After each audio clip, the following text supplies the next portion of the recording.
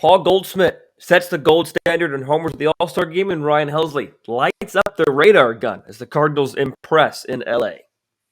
But what things could we change to improve the game and the experience for fans? We delve into it next on Locked On Cardinals. You are Locked On Cardinals, your daily St. Louis Cardinals podcast, part of the Locked On Podcast Network, your team every day.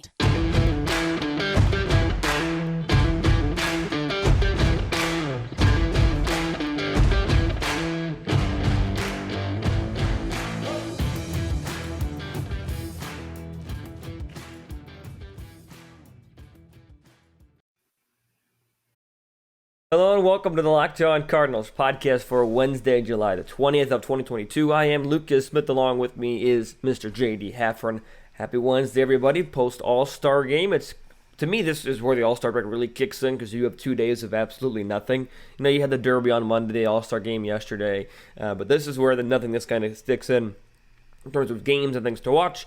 Still plenty to talk about, though, J.D., as the Cardinals impressed yesterday, for the most part, at the All-Star game. Yes, they did. For the guys who got to play, they did very, very well. Nothing to be embarrassed about as far as Cardinals fans go. No, not at all. And we'll talk about the rest of the game, kind of boring for the most part, talk about some things we might change as well. But I'm back in my St. Louis spot, microphone, camera, and headphones, light, all that stuff. So hopefully the quality is a little bit better for wherever you're listening at. You look beautiful, Lucas. You look great. Much appreciated. Thank you, everybody, for making us your first listen of the day, each and every day, Monday to Friday. So the All-Star game, all of its pageantry, first All-Star game in like forever without Joe Buck on the call. Talk about that a little bit as well as Joe Davis steps in for Mr. Buck. But you saw the Goldschmidt get the start, Kershaw and Preston his start. I was impressed that there was a pickoff play. Again, we'll talk about that when we broaden the scope a little bit. But that Goldy bomb, JD, was a thing of beauty. Yeah, it was nice. He's been doing it all year, and why wouldn't he do it in the All-Star game? He's been locked in pretty much the whole season, besides a week or two here where, things go a little bit down for him. But, I mean, it happens to everybody. Even the best have little slumps here and there. But he looked good. Part of that pickoff play, as you mentioned, where they got Shohei at the beginning and then comes out, hits a bomb, and the NL's on their way, at least so we thought. The AL comes back to win, is it 9 in a row, 9 in a row, All-Star games. Giancarlo Stanton named the MVP, but frustration for me for Goldy is that he only got one at-bat. He had 3 first basemen on the roster. One of them from Southern California plays on the Dodgers. One of them, the starter, named the MVP candidate. You're hitting him cleanup. And then Pete Alonso, who was meditating during the home run derby. So, and you give Pete Alonso the most playing time out of any of those 3. And the last part was kind of just more of a funny quip. But seriously, you have 3 guys, split it up pretty evenly. Give him 3 innings. Give the starter a little bit more respect. Give him 2 at-bats. I don't know. Maybe it's because we're Cardinal focused, but I thought, this game, I recognize before anybody comments or whatever, I know this game doesn't matter. I'm aware of that. I recognize that. But there's still kind of a silly or fun argument to say that game was mismanaged yesterday and the fact that Goldschmidt only got 1 at-bat. Yeah. If memory serves, it used to be that way where the starters used to get 2 at-bats and then they got pulled. But maybe that's why this time around is they just had more first basemen on the roster. And it's not like Goldie's like, no, I'm gonna need at-bat number 2. Right. He's not going to. He's like, whatever, that's fine. He probably doesn't care whatsoever. Came in, hit his dinger, and then packed up and went home. He was done for the day. Yeah, selfishly as Cardinals fans, we wish we could have seen more of Paul out there, but that's all right. It was still fun in the couple of innings that he performed very, very well. This is true. And I mean, at least he didn't strike out or do something weird. I mean, that was a missile. I mean, we saw a couple missiles later on, but also the 2 guys in the NL with RBIs yesterday, JD, Mookie Betts, Paul Goldschmidt, got 1 at-bat apiece, and both of their replacements went hitless in their games. Just saying. Yeah. Just saying. Game doesn't matter. But just saying. I would have liked to see Goldy get another at-bat. And the other 2 other Cardinals got in. I want to talk about Pujols first. He got 1 at-bat, grounded out. Wasn't really, I felt like he got more recognition and more respect on the Derby night than last night. What did you think? Yeah, well, I couldn't really tell when they introduced him whether or not his ovation was that good. I mean, they kind of panned around the stadium, and you saw some people standing up and clapping. I saw a guy in a Cubs jersey standing up and clapping, which I was like, that's cool. Because usually a Cubs fan would be just sitting there going, booing, screw him. But no, they stood up. But yeah, his moment was really Derby night. I mean, you got to remember, he got a lot of love that night. Did. So it's okay that he didn't get like a huge ovation when he came out during the game. But yeah, 0 for 1, flat out to left field. But fly out, I'm sorry. You know, he had his big moment at the Derby. So pretty cool stuff. And in case you missed his speech beforehand to the NL All-Stars, that was pretty cool stuff. I believe we did retweet that. If you're not following on Twitter, the Locked On Cardinals Twitter account, you should do that. Pretty cool stuff as he spoke to the NL All-Stars, and he got a standing ovation from the boys in the clubhouse at the end of his speech. So I'm sure that meant a little more to him than probably whoever was paying attention during the All-Star game at the point when he got in the game for not standing and applauding. I don't think it's going to bother him too much. No, not at all. But selfishly, as a fan, I thought that it'd be, a little bit of a Derek Jeter or Mariano Rivera type moment, right, where you get the big ovation. Jeter came out of shortstop to an ovation that day, but. And I digress. Like I said, it's kind of more personal than it is anything else. The other good thing about the game yesterday, Ryan Helsley coming in, throwing smoke, striking out 2 guys, getting a little sword action as he blows a heater by a couple of guys. He was fun to watch last night. He was Ryan Helsley to the max. Yes, he was. He ended up becoming the second pitcher in the pitch tracking era to reach 103 miles per hour in the All-Star game. He did it twice, actually, and ended up hitting 100 or higher 8 times in his 17 pitches. Aroldis Chapman, the only other pitcher tracked at 103 in an All-Star game, he hit that number 4 times back in 2015. He still holds the record for the highest velocity, which was 103.4, but if Helsley continues to do what he's done this year, I'm sure we'll see him in more All-Star games, and perhaps he can break that record eventually. They did ask him, they're like, did you kind of have to dig deeper to hit 103? And he's like, not really. Nothing more than like in a regular season game. He said he just had a few days off. So being in the bullpen, you get a few days off, you tend to feel a little bit better. And perhaps that's why, how like at the end of the first half, everybody was complaining during that Dodgers series about, how is Helsley not available? Well, maybe that's why, because if he gets the proper rest that he thinks he needs, he can hit 103 when you need him to be out there on the mound, as opposed to coming in throwing 98, 99, maybe not having just that nasty stuff that Helsley is capable of. So, maybe we should give him the benefit of the doubt. And if he's tired, let him rest up so we can light up that radar gun for the Cardinals coming up in the second half of the season. And we mentioned it on Tuesday's episode during the day that Helsley was likely going to pitch yesterday. He hadn't pitched since Friday. You only have a limited number of people you can throw. Everybody for the NL only went an inning. Nobody went more than 1 inning last night for the National League. So you had guys that, met their pitch count and moved on. You saw some electric stuff from Helsley. Contra was pretty solid. Kershaw struck out Aaron Judge in his inning. Emmanuel Class of the American League struck out the side in the 9th inning. That was pretty electric.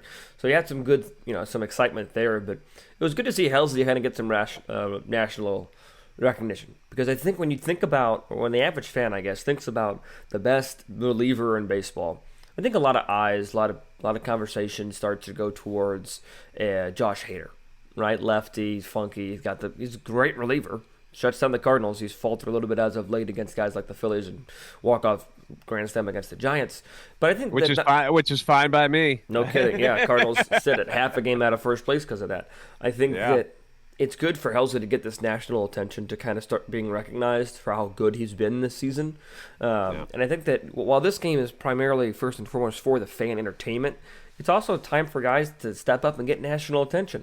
American League starter Shane McClanahan is a lot better than what he pitched last night. We saw it when the Cardinals played the Tampa Bay Rays earlier. But Ryan Helsley was able to step up and say, I'm one of the best relievers in baseball. Here's 103 multiple times. Here's a nasty slider. And just so you guys know, I throw 103 during the season, too. I think he's got StatCast for fastest pitch of the year, fastest pitch than Jordan Hicks in a regular season game. So from that aspect, too, I was happy that Helsley stepped up, happy that Goldy stepped up. Pujols got somewhat of a moment. Michaelis pitched on Saturday, so it could have been a stretch. Could have happened maybe, but could have been a stretch. But overall, JD, as we kind of wrap up the Cardinal side of things on the All-Star game talk, it was a successful night for the Cardinals, bar none, in my opinion. Yes, it was. Everybody did their job, and they look good. I keep using the term "we" as if I'm on the team or something, but they look good. There was nothing that they did that didn't show that they were deserving of being all-stars this year. No doubt. There's no question. The Cardinals All-Stars were deserving All-Stars.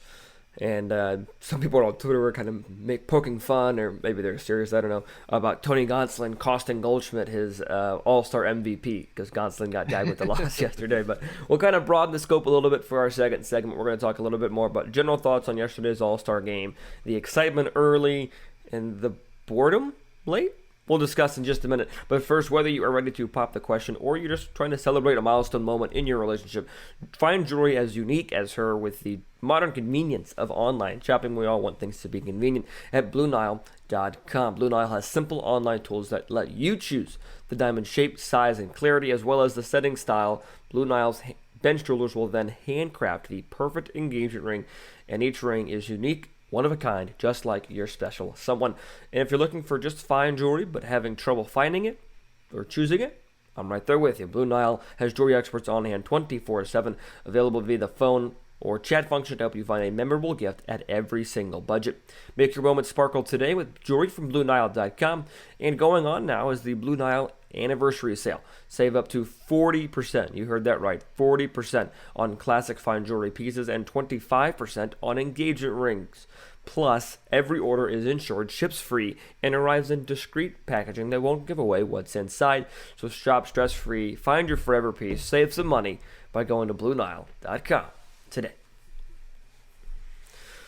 American League wins the All-Star game by the final of 3-2. NL getting up to a 2-0 lead early. JD, and we were feeling pretty good about our predictions. I'm sure you were as well, with the NL being the winner. Our MVPs would have been wrong, though. The score would have held. But the NL off to a nice start. Just didn't happen for them again yesterday. Yeah, I was really hoping that they would pull it out. I was like, here we go, and see what happens when you pull Goldschmidt. You lose. So you don't do that. Don't do Simple. that. Now you guys have learned your lesson. Take notes, Ollie. Yeah. Don't pull Goldschmidt. Now you've learned your lesson. Okay. It was an exciting first inning for the NL, and then it just went for the next few innings. Like, they didn't have a hit for a long time after that, and again, these are the best pitchers in baseball going up against the best hitters. And usually, what do we say? Pitching usually beats good hitting when you have good pitching out there. So it's not that surprising, but you would have hoped for a little bit more offense in this game, especially on the NL side. I mean, we had some fireworks later on by the American League, but sadly, the NL can't do it again. And that makes it 9 times in a row that they have fallen in the All-Star game. Sad. 2012 was the last time that they actually won one. Ugh. You said the milkman, Melky Cabrera, was the MVP that game, right? Yes, he was. Melky Cabrera from the Giants back then with, and I believe it was Matt Cain who got the victory in that one for the Giants as well. So some blast from the past names right there. No kidding. Yeah. But yeah, I don't know. Not every All-Star game can be the best All-Star game ever, right? Like, you're going to have games, and you're going to have derbies like we saw on Tuesday night that were so-so, right? And again, I think we were impressed with the derby a little bit more because of the Albert aspect of it, right? So maybe we were a little bit more invested. But yeah, I just thought that last night, even with the Goldschmidt home run, even with miking up all these players and miking up the pitchers, miking up Liam Hendricks is always a good mic up, I'll say that. And even with miking up, like Ryan Helsley and Class A doing all these things, like, yeah, MLB has what it needs to market the game, right? To say, hey, look at all these fun things that happened. But a 3-2 game, you saw all the runs scored in the first half of the game, prior to 5 innings. It kind of just was what it was, right? You saw Kershaw kind of get his swan song moment. Not that he's going to retire, but he got his moment. You saw Alcantara showcase his filthy stuff. I mean, that dude was ridiculous. And you saw Stanton and Buxton get to go back-to-back. That's kind of a fun aspect of it. You do see back-to-back home runs in that third inning. But overall, 13 total hits. Like you said, these are the best pitchers in the game, but offense usually is a little bit more exciting from a fan aspect of it than it is in a 3-2 game. Yeah, honestly, the besides Goldschmidt's home run, What got me the most excited was that Andres Jimenez play, the double play by the Guardian second baseman. That was awesome, and that was early on in the game too. It was first inning, wasn't it? Mm-hmm. And it was just like, whoa! I was like, see, this is the kind of stuff I want to see. I want them kind of almost like Harlem Globetrotters of baseball out there. You know, I want to see fun stuff like that. That's entertaining to me in a game that doesn't mean anything. And unfortunately, we just didn't get to see a lot of that at all last night. But it's hard to create those types of situations. Like, they have to happen organically. You can't just go, all right, well, let's just put a guy on second and see if they can throw him out of the plate. It just doesn't work that way in the game of baseball. It does in the extra innings. Apparently, you can't just put a guy out there at second base. Well, I digress. You're right, though. But no, I just thought that, I kind of said my piece a little bit already, but I do think it was good to see Kershaw get his start last night. Obviously, maybe for anti-Dodger, I guess, or obviously not pro-Dodger, but with the postseason battles among the Dodgers and Cardinals over the years, dating all the way back to last century, not just this century. But it was good to see Kershaw. Kershaw, one of the best pitchers in the game of all time, really, not just Dodgers. So it's good to see him get his moment as well. Tony Gonsolin gets tagged with the loss last night, JD, and he had a bad start against the Cardinals last week as well. I think it was last Tuesday. It might have been his last start, I forget. But keep an asterisk on keep an eye on Tony Gonsolin. Not to take his first half was phenomenal. Okay, I get that. 11-0 ERA, 2.02. Like, he was phenomenal. I get it. My prediction, and it's probably an easy one now, his trajectory is going to go in a downward motion in the second half. That's my prediction. Yeah, it's hard to argue with that because one of the things is he hasn't had to throw meaningful innings like this in bunches. Like, he's a young pitcher, so he's finally had to kind of step up with Walker Buehler out for the Dodgers, where he's kind of become the man along with Kershaw. And it'll wear on you, and I would, if I'm the Dodgers, I'm actually thinking about maybe resting him a little bit more, as obviously they're more than likely going to make the postseason with the way they're playing with that team. So I would rest him up more and get some spot starts from other people, because you don't want him exhausted by the time September rolls around. But it's very feasible that he has a down second half because of those reasons. Yeah, and he was the only NL pitcher that gave up any earned runs yesterday. I mentioned some names already, but there were 4 pitchers in the National League yesterday that registered 2 strikeouts in their inning of work. Alcantara, we mentioned Joe Musgrove in his first All-Star appearance. Good for him. Luis Castillo. Some people will say future Cardinal Luis Castillo. I say future Yankee Luis Castillo. And then Ryan Helsley, the Cardinal, did register 2 strikeouts as well. 12 strikeouts for the NL All-Star pitching staff, 10 for the AL. 2 of those including striking out the side, Alex Manoah in the second inning, as well as Emmanuel Clase in the 9th inning. You did see 2 extra pitchers for the National League, or the American League, as they took some guys out with just 2 outs of work. So thought that Dusty Baker, good old Dusty, maybe got these guys a little bit more involved in the game on the pitching side of things. Also, a quick note just to wrap it up.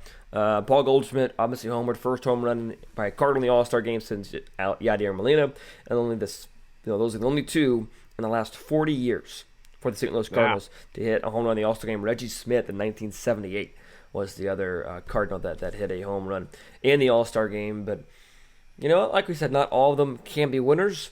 However, what would we change about it? That's kind of a fun topic that we're going to discuss in segment number 3. Would we change the venue? Would we change the rules? Who knows? We'll talk about it in just a minute. One thing that won't change, Lucas, is that betonline.net is your fastest and easiest way to check in on all your betting needs. Find all your favorite sports and events at the #1 online source for odds, lines, and games. Find reviews and news of every league, including Major League Baseball, NFL, NBA, NHL, combat sports, esports, even golf. Now, last night, would you have bet on Paul Goldschmidt going yard, or Stanton hitting a dinger and becoming the MVP? NFL preseason games are coming your way in just a couple of weeks. Preseason is boring. We know that. But if you lay some money on it, you most certainly will pay a little bit more attention and be more excited to watch those 4th and 5th stringers try to make the team and win you some cash. BetOnline continues to be the top online resource for all your sports wagering information, from live in-game betting, scores, and podcasts. They got you covered. Head to BetOnline today, or you can use your mobile device to learn more about the action happening today. BetOnline, where the game starts. So the All-Star game, everybody's got their thoughts and opinions on what, how to make it better. How do you make it more entertaining? I think that is the end goal. How do you make it more entertaining? So JD and I have a couple of talking points that we'll discuss as to things we might change out of we just don't like it, things that have changed to make it better. We talked about it a little bit for the most part. This is pretty generic conversation. So JD, why don't you go first with one of your things that you would change? All right, one of the things that I would have changed, and you know how we've mentioned get off my lawn old guy stuff. I am so anti these Nike uniforms. I think they suck. Like, I have no positive feedback for them at all. I think they're terrible. I mean, here's the thing. Okay, the uniform that a player is wearing at the All-Star game is representing the city and their team. All right, those are very important things. And when you take that away and you put them in just a regular white jersey or a regular black jersey, like, I don't know who they're playing for. If I'm a new person that is just trying to get into Major League Baseball, all right, I'm new. I don't know who's playing on what team, where they're from, or anything. I would have no idea. Now, you let them represent their team and city like they did at the Derby the night before. That looks so good. Okay, everybody's in their proper uniforms and everything pops and it looks great. And then last night they all look like they're part of the celebrity softball game. I have no idea who anybody is and who they're playing for. And I just think it's a bad look. I know it's a cash grab for Nike. They get to sell these things and they make some money off them, but I just think it sucks. I hate it. I hate it so much. And I just want them to be able to wear their own uniforms. And why mesh hats? I don't like the mesh hats either. This is the pros, man. Okay? Mesh hats. We don't need trucker hats out there. Let them wear their real fitted ball caps. Thank you. I agree. You see that the MLB is kind of trending in the NBA direction with these Nike things, which I'm not a huge fan of. I think NBA has too many jerseys and too much whatever. But you mentioned why they do it. People are going to buy these things. There's probably data and studies to say that they're more likely to buy these jerseys if they see them on the field. Because they've always made these jerseys, at least in recent memory. They've made these jerseys for each All-Star game. You usually see the non-Derby participants wear them on the Derby night, right? Or they wear them in their pregame warm-ups. They've always made them, but they just didn't wear them, and I thought that's what made MLB unique, right? But NBA with the Nike City Connect, NBA with the All-Star game jerseys that they wear, they're seeing MLB trend towards that direction. But I agree with you. I wish that they would wear their real uniforms so you could see who they're playing for. Maybe have a different cap, maybe not the trucker hat. Although for me, I like the trucker hat personally, like on me, not for baseball games per se, but like I like the trucker hat.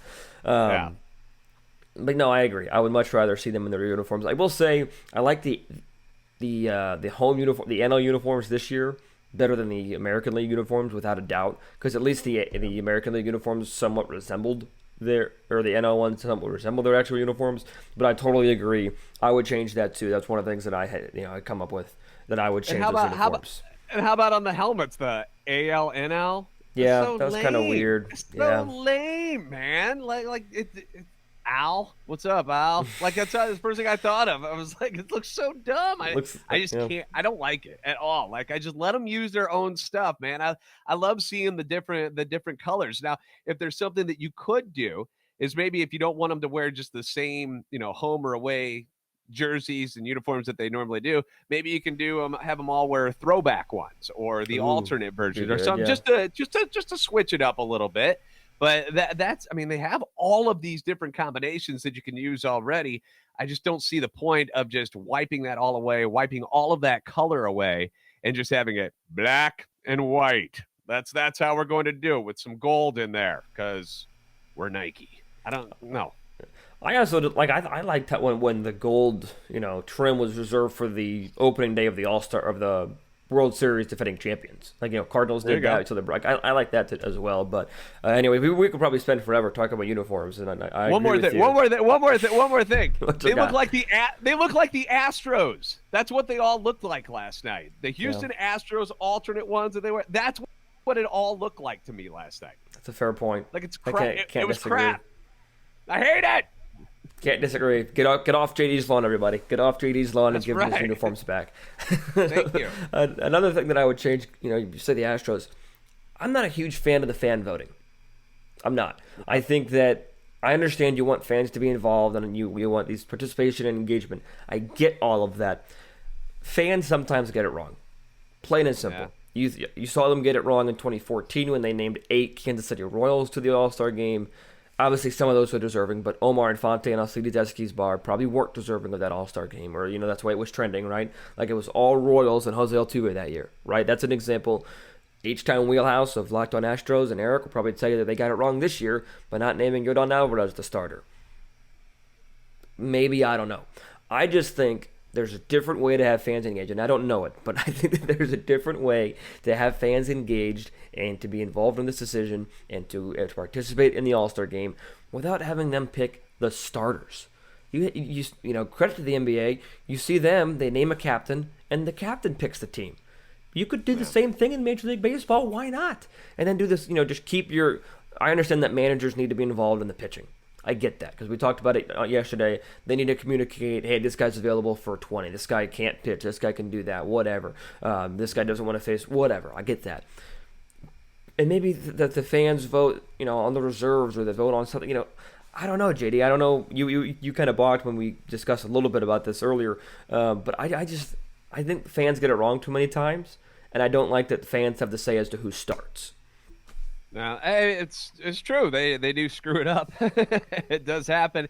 One way I think that you can do it is if you eliminate the amount of options. Like, don't give them an opportunity to screw it up and vote in the guy that's hitting 220 and then has like 4 home runs or whatever, just because that's their favorite player on their favorite team.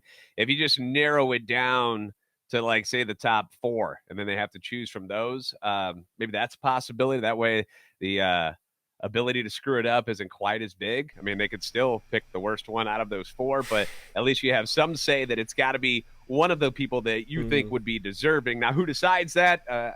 I'll leave it up to smarter people to make that decision. But you're plenty smart, JD. You're plenty smart.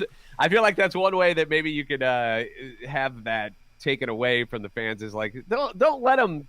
Don't give them a chance to screw it up as much. Just, give them like top 3 guys at each position. Let them decide it that way. But, I've always been a fan of letting the fans vote. Like, I remember when they used to pass them out at the games, where you had to punch the ticket and you had to ask mom or dad, you got a pencil or something I can use to, like, pop these out? And that used to be the way to do it. Obviously, times have changed, and it's you can do it all online, and you can stuff the times have changed just a little bit. Just a little bit. So, I don't know. That's the only thing I can think of to keep it that way. But as long as the people who are deserving get there, it's fine by me. Again, the game doesn't mean much, so it's for the fans.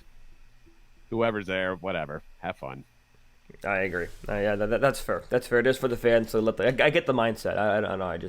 I struggle with it a little bit. But before we wrap up, kind of wrap things up, what were your real quick thoughts on players getting mic'd up yesterday? I thought it, for the most part, was a pretty good success. I loved it, man. I love hearing the pitchers. I love them talking to the outfielders, hearing Stanton talk about being from the area and it used to sit over in the left field bleachers, and then he deposits one there later on in the game. I thought that was cool. Big Papi running around in the American League dugout, even though you couldn't understand what he was saying half the time because he's just crazy. But that was kind of fun to me. I enjoyed that. Alek Manoah from Toronto. Talking to the pitchers, I thought was really cool, because you first didn't like it. You were kind of like, I'm not sure if this is good or not. And then you said it kind of wore on you and it grew on you. But I thought it was cool. Like, the only way I think you could step up to the next level is by not only talking to the pitcher, but also talking to the hitter at the same time, just to see the game inside the game and what each one of them is thinking. Because you could be like, all right, pitcher, here he is. Looks like I'm going to go slider. And then if you got the hitter on the other side, he's like, I'm thinking he's going to throw a fastball here, just to see the chaos that happens there and why somebody swings and misses and looks goofy at the plate, or why one puts one over the wall. I think that's the only other way to take it to the next level. But I love it. I love seeing the behind the scenes of everything that's going on, and getting to know the players is part of the battle for baseball. They don't really sell their stars very well. I mean, Mike Trout, who's been the best player in the league for almost a decade, and nobody knows who he is. Nobody knows anything about him and stuff, and that's sad. You can't have that. So getting to know these guys at a different level, I think, is great. So I enjoyed it. I agree. Yeah, I don't know why Manoah didn't really It wasn't really like, whoa, this is so cool. But I remember thinking back that I liked it when they did it with Hendricks. I don't think I would like it when they do it in a regular season game, right? But Liam Hendricks is just so funny. Whenever Julio Rodriguez caught the fly ball and like fake throwing into the stands, you could hear Liam say, Julio! No! Julio! Yeah, that was so funny. So I think that I wouldn't change that. I think that there are probably some ways to either enhance it or make it better, but it's pretty good as it is as well at the same time. So one thing that we've been seeing over the last couple of days, we're running short on time real quick. Juan Soto and his landing places are all over the place, and for some reason, keep seeing this STL logo at different spots as well. Is Juan Soto a Cardinal? Are we getting our hopes up? Are we listening to people that we don't need to be listening to? Who knows? But it's fun to think about, because it's always fun to think about when one of the best players in baseball could join your team. So be sure to come back tomorrow, everybody. JD and I are going to have some couple trade packages, maybe some bizarre ones, maybe some realistic ones, and maybe some ones that will cause some discourse and some disagreement. But we're going to talk about what would it realistically look like to get Juan Soto in a Cardinal uniform. We saw Juan Soto and Albert talking, maybe doing some pitching. A lot, by the way. I know that Albert's not the GM, but Albert's got some pull, so who knows? So be sure to come back tomorrow. We're excited to record that one, as you can tell by our smiles. Whether it's realistic or not, we don't know. We'll talk more about it tomorrow, so be sure to go be ready for that one on Thursday. But for Wednesday's show, he's JD. I'm Lucas. Thanks for listening. Be sure to stay safe, stay well, and have a fantastic rest of your day.